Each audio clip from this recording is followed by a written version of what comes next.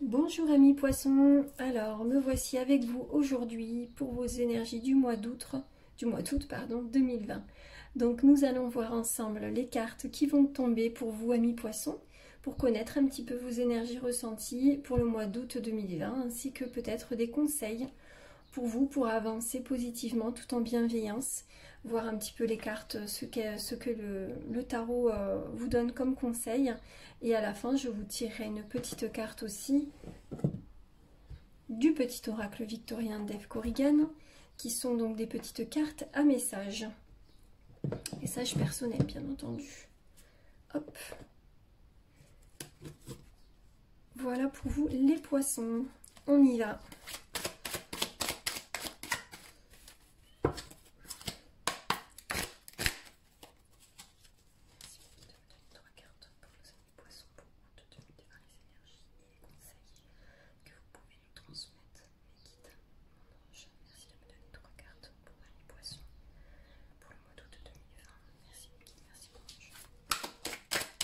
Allez, c'est parti, 3 cartes pour vous les poissons.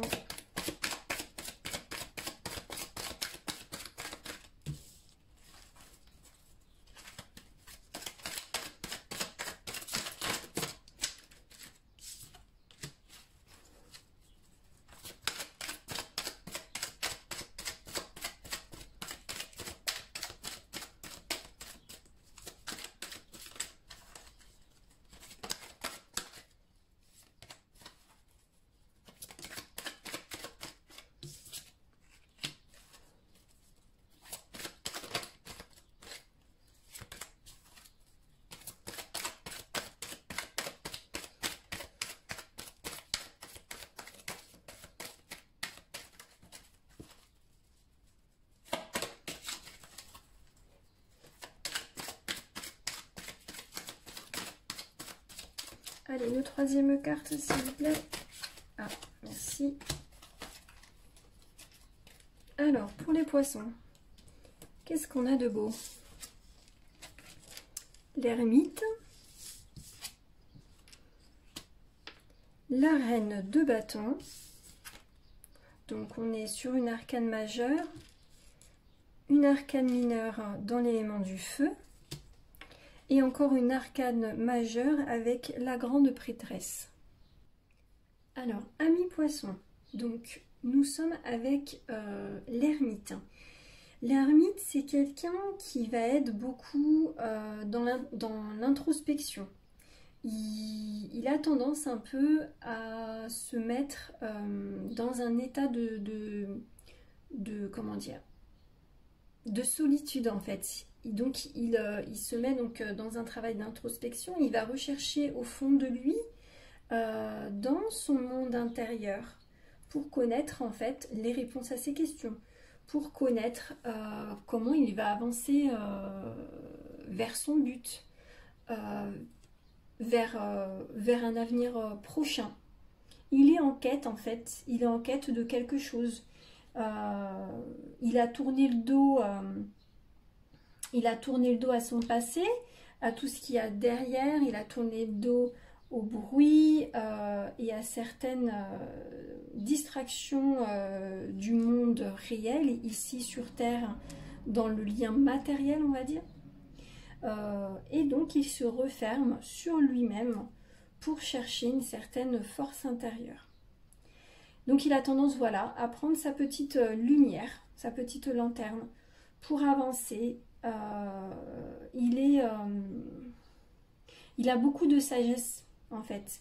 C'est quelqu'un qui a beaucoup de sagesse intérieure. Il est vraiment, c'est quelqu'un qui peut être déjà dans la spiritualité. Hein. Il est bien dans le domaine de dans la spiritualité. Il est dans son petit monde, ça lui fait du bien en fait.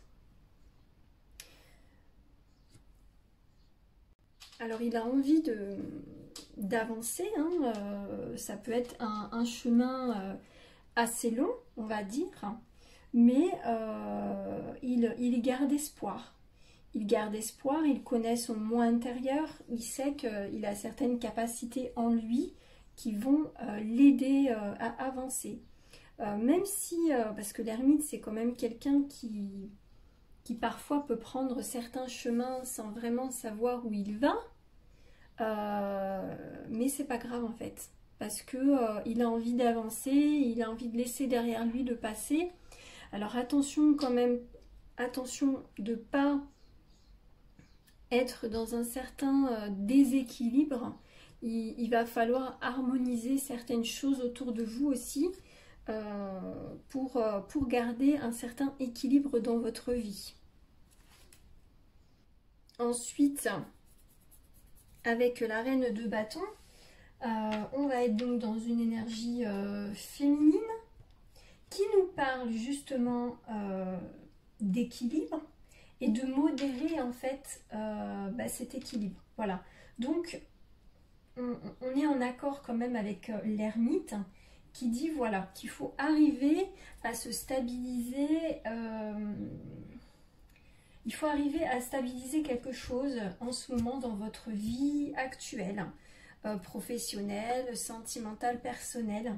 Il faut modérer les choses, il faut trouver le bon équilibre. On va être beaucoup aussi dans la communication avec la reine de bâton. Alors attention, c'est un élément du feu, les bâtons. Vous avez une très belle force intérieure. On me parle aussi de maturité avec la reine de bâton. C'est quelqu'un aussi qui a beaucoup l'esprit de famille. Et on va être beaucoup aussi dans tout ce qui est sentiments, émotions, beaucoup d'abondance, de fluidité au niveau de ses émotions et de ses sentiments. Elle y va à cœur ouvert quand elle fait les choses. C'est une personne qui met tout son âme et tout son cœur. C'est vraiment la reine de bâton, c'est vraiment quelqu'un voilà, qui se donne à cœur ouvert et qui est là pour les autres, pour aider beaucoup voilà, ceux qu'elle aime. Hein, forcément, c'est sa famille, ses proches, ses enfants. Et elle connaît son rôle, elle sait les responsabilités qu'elle a. Elle est vraiment dotée d'une grande maturité. Hein. En fait, elle exprime la confiance et le savoir. C'est vraiment...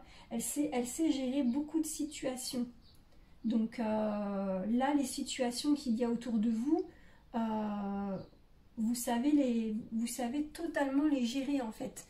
Vous gérez parfaitement ce qui se trame autour de vous en ce moment.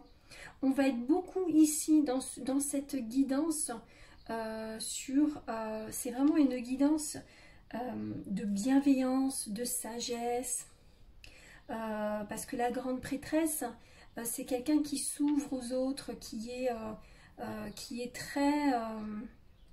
elle se libère, elle aime être au contact avec les autres. Alors elle peut aussi être accompagnée de quelqu'un dans sa vie, parce que on est quand même sur le chiffre 2, donc il peut y avoir soit une dualité avec quelqu'un, relationnel, personnel ou dans le travail. Vous travaillez peut-être à deux et vous complétez en fait. La grande prêtresse, elle est vraiment pure en fait.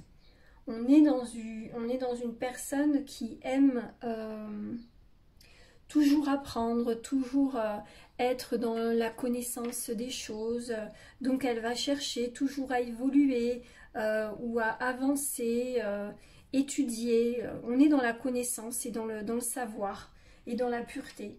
Il faut qu'elle écoute son intuition en fait, vraiment. Et le petit hibou, en fait, c'est son petit gardien du savoir. Il possède la clé, hein, vous voyez, il a sa petite clé au niveau de ses petites pattes, là, il tient la clé. C'est la clé qui dévoile les mystères. Alors, quel mystère? C'est à vous de le savoir. Elle est souvent aussi en lien avec les cycles lunaires. La prêtresse, la grande prêtresse, elle est souvent en lien avec les signes lunaires. Donc je ne sais pas à quelle période vous écouterez cette vidéo, mais on vous dit que peut-être vous pouvez porter vos intentions sur papier. Je ne sais pas si vous connaissez ce petit rituel des pleines lunes et des nouvelles lunes, de marquer sur des petits papiers vos intentions, vos objectifs, vos projets. qui vous tiennent à cœur et de les marquer en fait sur des petits papiers et les garder sous votre oreiller en faisant comme un petit rituel de prière avec une petite bougie, avec de l'encens. Ça peut être voilà, du bois sacré comme le Palo Santo, un petit rituel en fait que vous mettez en place. Et soit vous brûlez en fait les petits papiers après votre prière, donc sous la flamme de votre bougie, ou soit vous les placez sous votre oreiller jusqu'à la prochaine pleine lune ou nouvelle lune. C'est un petit conseil qu'on peut vous donner qui peuvent peut-être vous aider à avancer encore plus vers votre quête. Mais voilà, là en tout cas on est vraiment dans la bienveillance, la gratitude, dans le savoir, dans l'intuition, que des belles énergies pour vous pour le mois d'août 2020. Donc puisez cette force intérieure, soyez à l'écoute des autres, mais bon ça vous savez faire. Vous avez tendance à avoir vraiment une belle âme, un bon fond, vous allez vers les autres pour les aider. Alors peut-être qu'au mois d'août, vous allez devoir aider un peu plus certaines personnes autour de vous. Et il va falloir trouver, voilà, modérer un certain équilibre dans votre vie au mois d'août. Trouver un équilibre et peut-être une organisation. Voilà ce que je peux vous conseiller pour le mois d'août 2020. Je vais vous donner votre petite carte. Hop. La petite carte conseil d'Eve Corrigan avec le petit oracle victorien. C'est parti, les conseils pour les poissons, s'il vous plaît. Une petite carte conseil pour... Ah, il y en a deux. Alors, est-ce qu'on lit les deux? Allez, on va être gourmand, on va lire les deux.